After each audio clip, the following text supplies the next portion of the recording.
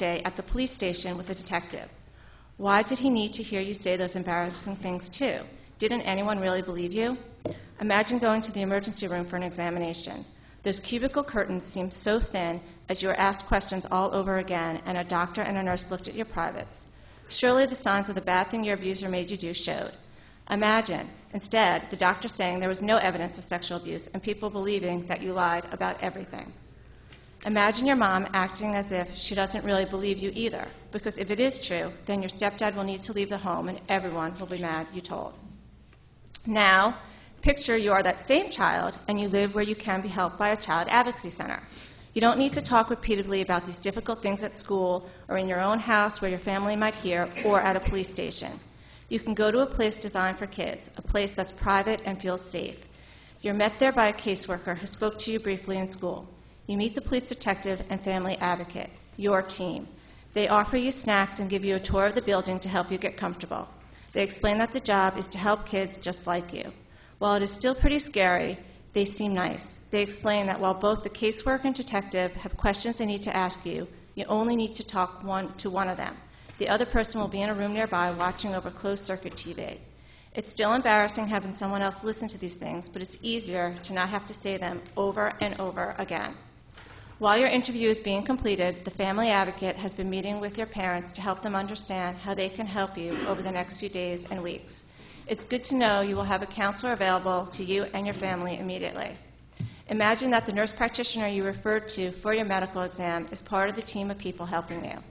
He or she has lots of kids just like you, knows just how to perform the exam, how to put you at ease, and how to answer all the questions you have.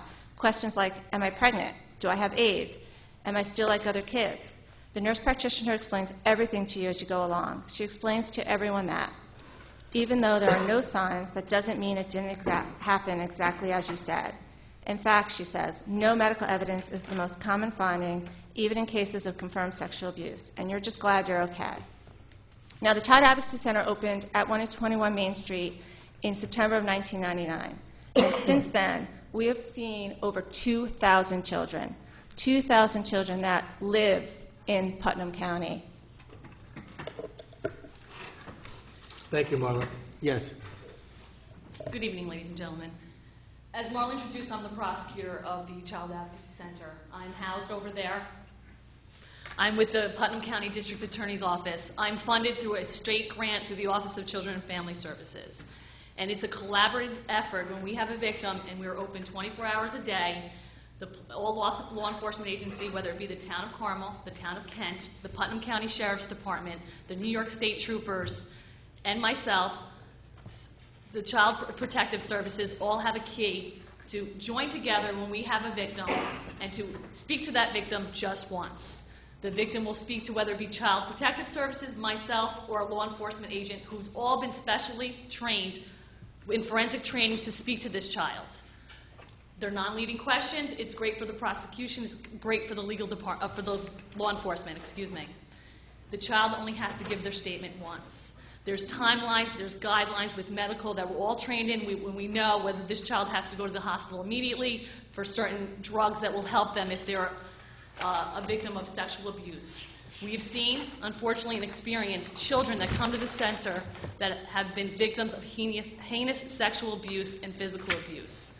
And through this collaborative effort, we do not re-victimize the child by making that child tell their story over and over and over again, where it's bad to prosecute, better for the defendant, but bad for the victim to prosecute it because then you have problems with the statement and for other reasons. It's through this collaborative effort that we help get sex offenders off the street and make our community a safer place to live. Thank you. Thanks, Laura. And I just also want to add that as far as funding goes, over 90% of our funding is state and federal dollars. And I think that's important to point out. Thank you. Yes, Victor. Thank you, Mr. Supervisor. I'm here as a private citizen tonight, and I really hadn't planned on speaking about this until I heard the words contained in that resolution. And those words which I heard for the first time tonight are probably some of the ugliest form of pandering I have heard from this town board in many, many, many years. I couldn't help but be shocked when a little while ago Councilman Yee spoke of the importance of July 4th and compared it to having Thanksgiving without turkey if we don't have fireworks. And yet we just learned a few moments ago from Councilman Gross that 425 families had turkey for Thanksgiving through the Community Action Plan, an organization that has served this county for more than a quarter of a century, providing turkey, providing families with all sorts of basic needs. Mr. Supervisor, that resolution that you read is nothing short of despicable. When you get and you start dealing with a child advocacy center, and as Marla described the services they provide. That's not the issue, but please go ahead. Well, thank you. Our hearts go out. Obviously, all of our hearts go out to May I victims of continue, child Mr. abuse. Supervisor? Yes, please do so. Thank you. Marla described some of the services of the Child Advocacy Center. But there's another aspect that I believe this board would be well to consider. Not only is the child provided some degree of protection in having to deal with disclosures that no child should ever have to experience, and not only does that enable Laura Roberts to prosecute those cases, but those cases, even if they're not prosecuted, will end up in the family court. Those 2,000 cases add to the caseload in the family court. And I sincerely hope that no member of this town board ever has to experience an issue of neglect, an issue of child abuse, an issue of child emotional abuse, totally aside from sexual abuse, and has to find their way through the family court to see if that child who would benefit from the advocacy center has to now find themselves in a setting where they have absolutely no recourse. To limit access to these avenues of relief is without justification. To leave the most vulnerable residents of our community without a remedy is really unforgivable. What this comes down to really is nothing more than a form of pandering that is so low that it leaves me with the belief that the sponsors of this resolution have given up all sense of decency until there is none left.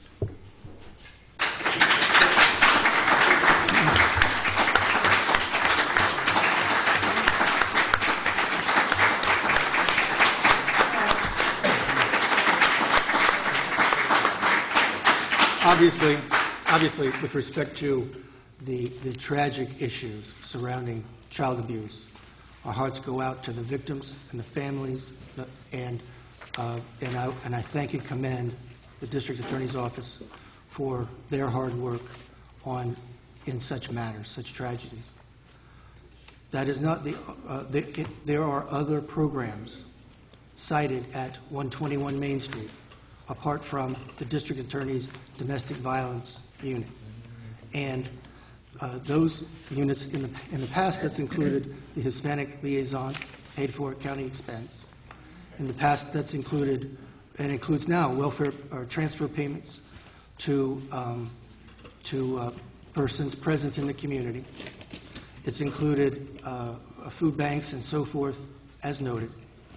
And the issue is, after 18 or 16 years or 15 years in some cases of the presence of those county programs like the Hispanic liaison, like the welfare payments, transfer payments, and like the food bank, free food, and others, similar social programs, is our community better or worse? The issue is not the record center. The issue is not the district attorney's programs. The issue is separate. And with respect to the Hispanic liaison, with respect to the welfare payments, with respect to the free food bank serving persons who are present illegally in the United States at our expense, the answer is that after 15 years of such programs, the community, in my opinion, and in the opinion of others, is in a worse condition. and it is reasonable to request that the county relocate such programs, the Hispanic Liaison and others, elsewhere from Southeast. And that's what's at the issue tonight. Mr. Supervisor, may I have a word about this? What we are proposing, or what this resolution has been proposing, is not to close any of these public assistance programs.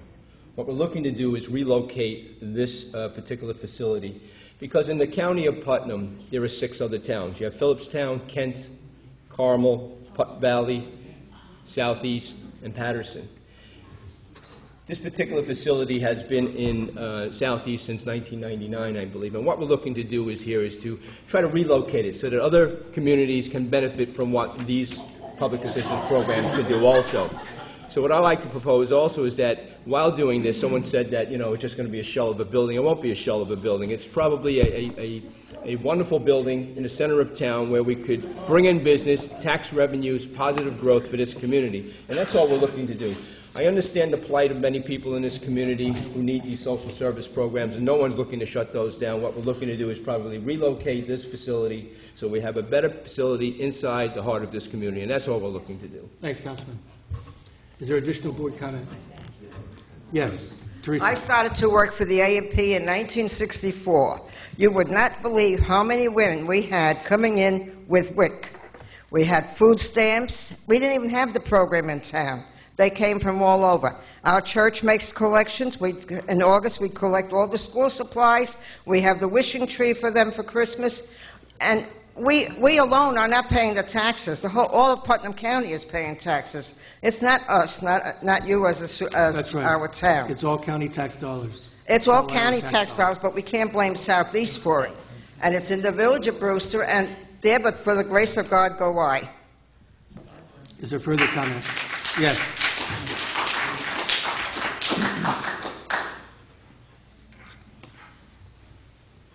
Last week, we had to sit through this and actually have to talk about methadone clinics. When is enough enough?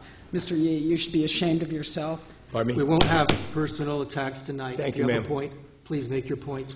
Thank you. The Hispanic liaison has been gone for quite a while. I don't know why you keep bringing it up. And Mike, I have a few questions, but one, since you're talking about sharing the wealth throughout Putnam County, so to speak, should we get rid of the Department of Motor Vehicles and let some other town have them? If you have a point, please make your point. I'm asking you. You seem to, at least, or maybe through the chair to Councilmember Yee, because he seems to be spinning this, and it is a spin, that he wants other counties other towns in the county to share in this. Well, we can go back and forth on it, but, we can have the Department of Motor Vehicles here in the town of Southeast, which we do, but they don't have a branch out over in Garrison. So, that's up to the state if they wanted to move it out there, but I can make that proposal also. But right now, that's not on the table to propose moving the Department of Motor Vehicles. Well, once again, If you have a point to make, please yes, make your point. I would like you to do the research to find out the millions of dollars that have been spent. You haven't done that. You've spoken to the county It's executive. taken the county a little while to assimilate those numbers, but please continue. And I think what it is that bothers me the most is this is, aside from pandering, is a real knot in my backyard. And we are one of the wealthiest counties in the United States, and I am proud that that building is there and serves the public as it should. Thank you. We have a motion. We have a resolution. I just want a couple Go ahead, words Councilman to, Cullen. Of course. this building, first of all, for the residents and people at home, is located in the village of Brewster, which is a separately incorporated government within the town of Southeast. We don't have any jurisdiction in the village of Brewster. So I did speak to the mayor about this. I spoke to the police chief in the village. There is no calls for service there. There is no problems there. This building was also the former offices of the power company, NYSEG. It was empty for quite some time when they left, and the county stepped in and took over this empty building and moved in a bunch of county offices there. One of the other programs that is there